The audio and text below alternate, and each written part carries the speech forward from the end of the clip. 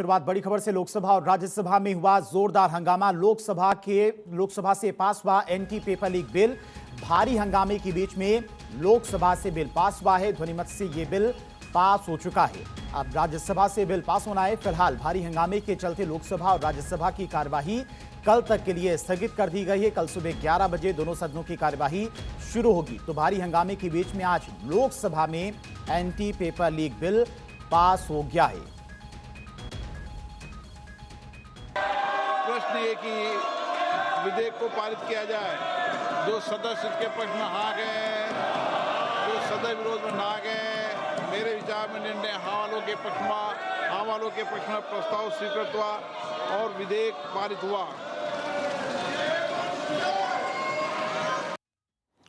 और चलिए इसी खबर पर तमाम और जानकारी के साथ में संवाददाता गौरव मिश्रा हमारे साथ लाइव जुड़ गए हैं। गौरव, अगर बात की जाए लोकसभा की, भारी हंगामा हुआ, विपक्ष की तरफ से कई सारे सवाल उठाए गए पेपर लीक को लेकर, छात्रों की मांग को लेकर, लेकिन भारी हंगामे के चलते आज कई घंटों की चर्चा के बाद में लोकसभा से यह बिल पास हो चुका है। अब अगली चुनौती राज्यसभा में होगी। राज्यसभा में किस तरह से यह बिल देखने को मिलेगा? क्या वहां भी जो विपक्ष के सांसद उनकी तरफ से हंगामा किया जाएगा या फिर सबकी सहमति से आसानी से राज्यसभा से यह बिल पास हो जाएगा?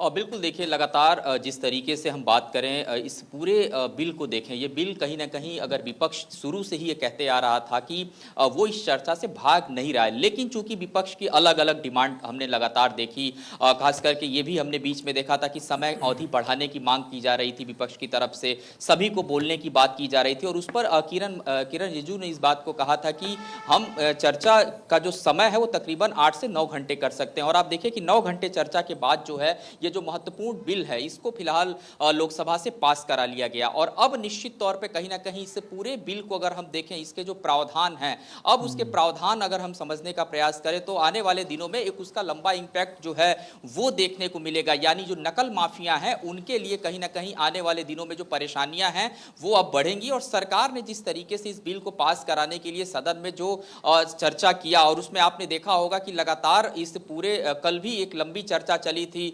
चाहे अखिलेश यादव की बात करें, उन्होंने अपनी बात को खड़े होकर के रखा था सदन में, सुप्रिया सुले की बात करें, उन्होंने अपनी बात को रखा, और खुद अगर हम बात करें बीजेपी की तरफ से तमाम जो प्रवक्ता नियुक्त किए गए थे, जो वक्ता नियुक्त किए गए थे, खास करके बांसुरी स्वराज की बात करें, अनुराग ठाकुर की बात करें, सभी ने अपने तरफ से अपनी अपनी बातों को रखा कि ये बिल महत्वपूर्ण क्यों है और छात्रों के हितों में ध्यान को रखते हुए इस बिल को कहीं ना कहीं अगर हम टेबल कर रहे हैं तो क्यों कर रहे हैं, इसको पास क्यों किया जाना जरूरी है। विपक्ष ने भी अपने तरफ से इस बिल को लेकर के कई तरीके की बातें कही, लेकिन साफ तौर पर अगर हम देखें तो लोकसभा में इस बिल को पास करा लिया गया है। ध्वनि मत के साथ ये बिल अब से कुछ ही देर पहले लोकसभा में पास करा लिया गया। और अब चूंकि सरकार के लिए कहीं ना कहीं परीक्षा है राज्यसभा में इस बिल को पास करना। और अगर हम राज्यसभा की बात करें तो राज्यसभा में देखिए जिस तरीके से हम आज एक और बिल की बात करें, क्योंकि वंदे मातरम की बात करें तो उसके अपमान को लेकर के जो संशोधन होना था, जो बिल पास होना था, उसको फिलहाल राज्यसभा में आज पास करवा लिया गया। हालांकि ठीक है गौरव, आपके पास आएंगे।